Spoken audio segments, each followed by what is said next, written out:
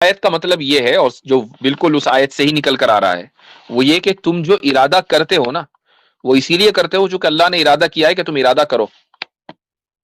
تو میں ٹھیک. اگر میں یہ کہہ رہا ہوں کہ اگر میں پہلے سے یعنی میں بول رہا ہوں تو یہ بھی پہلے سے ہی آپ کریٹڈ کو ہے. سن لیجئے، تو آپ کو ارادے کا جو اختیار ہے، جو ارادہ کرنے کا اختیار ہے، وہ کس کا دیا ہوا ہے؟ اللہ اللہ کا دیا ہوا ہے. اسی حقیقت کو اس آیت کے اندر بیان کیا ہے کہ یہ اختیار آپ کو ملا، یہ اختیار پہاڑ کو، چاند کو، سورج کو، سیاروں کو، ستاروں کو اور دوسری مخلوقات کو نہیں ملا. یہ مکھی کو اختیار نہیں ہے کہ شہد کی مکھی کو کہ وہ شہد پروڈیوس کرنا چھوڑ دے. وہ اپنا یہی کام کرے گی اور ملینز ایئرز کے لیے یہی کرتی رہے گی، اور اس سے پہلے یہی کرتی آئی ہے. ایسا نہیں ہے کہ وہ شہد کی بجائے اب میپل سیرپ پروڈیوس کرے گی بھائی آج سے، یا شہد کے بجائے دوا بنانے، خمیرہ کا عثمان بنائے گی. ایسا نہیں ہے. اس کو شہد ہی پروڈیوس کرنا ہے، اس کو اس کے علاوہ کوئی دوسرا اختیار نہیں ہے. تو جو اختیار انسان کو ملا ہے وہ اختیار خدا کے دینے کی وجہ سے ملا ہے. اسی کو اللہ تعالیٰ نے اس آیت کے اندر بیان کیا ہے. جی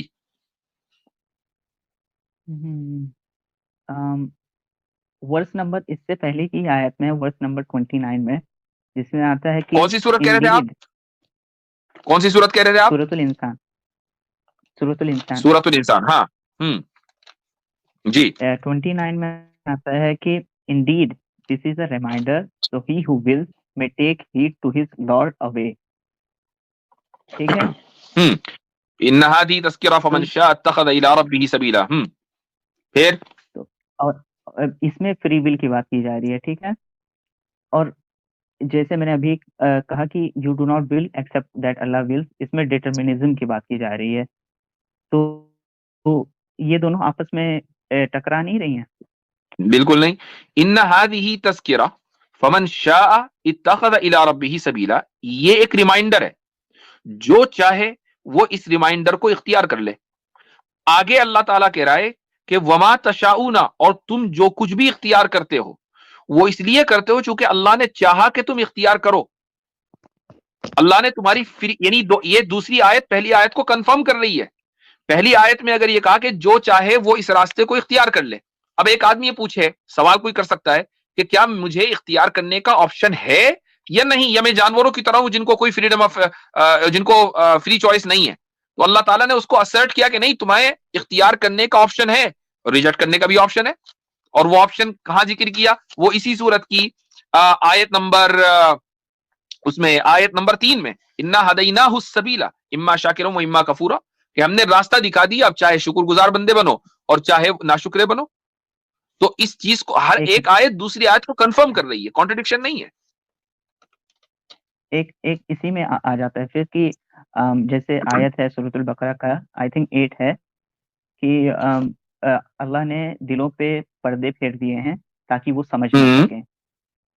ٹھیک. تو یعنی الحمدللہ میں مسلم ہوں، لیکن اگر کوئی نان مسلم بندہ وہ اسلام کو قبول نہیں کر رہا ہے تو یہ بھی تو اللہ کی ہی ایک طرح سے ول ہے، کیونکہ اللہ ہی کہہ رہا ہے کہ you do not will accept Allah will. تو اس میں کیا کہنا؟ میں نے پھر کہا کہ آپ اس چیز کو نہیں سمجھ رہے ہیں. میں یہ کہہ رہا ہوں کہ you do not will accept Allah will کا مطلب کیا ہے کہ آپ کو جو اختیار کی طاقت ہے وہ خدا کی دی گئی ہے، خدا کی دی ہوئی ہے. آپ نے اس چیز کو تسلیم کر لیا یا نہیں؟ دی گئی ہے. خدا کی طرف سے آپ کو صحیح اور غلط میں کسی بھی ایک چیز کو اختیار کرنے کی طاقت دی گئی ہے. یہ سورہ انسان کی آیت نمبر 29 کے اندر بیان کیا گیا ہے. Simple understood? یہاں تک سمجھ میں آ گیا؟ اچھا، اب آپ نے سورہ بقرہ کی آیت کا حوالہ دیا کہ اولئک آیت ہے ان الذین کفروا سواء علیہم انذرتهم ام لم تنذرهم لا یؤمنون ختم اللہ علی قلوبہم وعلی سمعہم وعلی ابصارہم غشاوہ، کہ اللہ تعالیٰ نے ان کے دلوں پر، ان کے کانوں پر اور ان کی آنکھوں پر مہر لگا دی، ان کی آنکھوں پر پردہ پڑا ہوا ہے. اب چاہے آپ ان کو ڈرائیں یا نہ ڈرائیں، یہ ہدایت لانے والے نہیں ہیں. اس آیت کا مطلب کیا ہے کہ وہ کون لوگ ہیں کہ جن کی آنکھوں کے اوپر پردہ ہے، جن کے دلوں کے اوپر مہر ہے، ان کا کوئی نہ کوئی جرم تو ہوگا نا، ایسا کوئی نہ کوئی انہوں نے کام کیا ہوگا کہ جس کی وجہ سے जी सॉरी हजरत टोकना इसलिए जरूरी है, जो आप बात कर रहे हैं ना, मैं चाह रहा हूँ आप एक आयत पढ़ दें, सूरह जी गाफिर की आयत 35 पढ़ें, उसमें इशारा दिया गया है कि किसके दिल पर मोहर लगाई जाती है। ये भाई का जवाब उसमें हो जाएगा। जी, मैं वैसे उसको वाज़ेह करने के लिए सूरतुल लैल पढ़ना चाह रहा था, लेकिन मैं सूरह गाफिर भी चले जाता हूँ। तो सूरह गाफिर में उसमें पता चलेगा, अल्लाह ताला ने खुद बयान किया, मैं किस दिल पर मोहर लगाता हूँ, क्या हर दिल पर लगाता हूँ। अच्छा जी, आयत नंबर 35 है कि अल्लज़ीना युजादिलून फी आयातिल्लाहि बिगैरि सुल्तानिन अताहुम कबुरा मख्तन इंदल्लाहि व इंदल्लज़ीना आमनू कज़ालिका यत्बअुल्लाहु अला कुल्ली क़ल्बि मुतकब्बिरिन जब्बार। लें जी, मसला हल हो गया।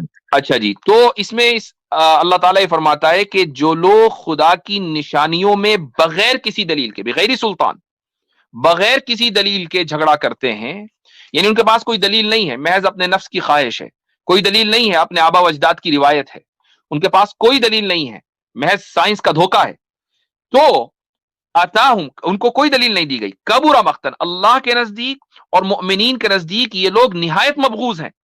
कदालिका यत्बउल्लाह, और इसी तरह ऐसे लोगों के दिलों के ऊपर अल्लाह ताला मोहर लगा देता है, चूंकि ये लोग मुतकब्बिर, इनका वस्फ बयान किया गया, मुतकब्बिरिन जब्बार, कि ये लोग एरोगेंट हैं और जब्बार हैं, यानी कंपेलन है, दूसरों को भी मजबूर करते हैं, फेक एक्टिविज्म करते हैं सोशल मीडिया के ऊपर, और अपने आप को बताते हैं कि हम बहुत बड़े साइंटिस्ट हैं, हम प्रो साइंस हैं, प्रो रीजनिंग है। ऐसे लोग हैं कि जिनके दिलों के ऊपर अल्लाह ताला ने मोहर लगा दी है। तो कुरान ने वाज़ेह कर दिया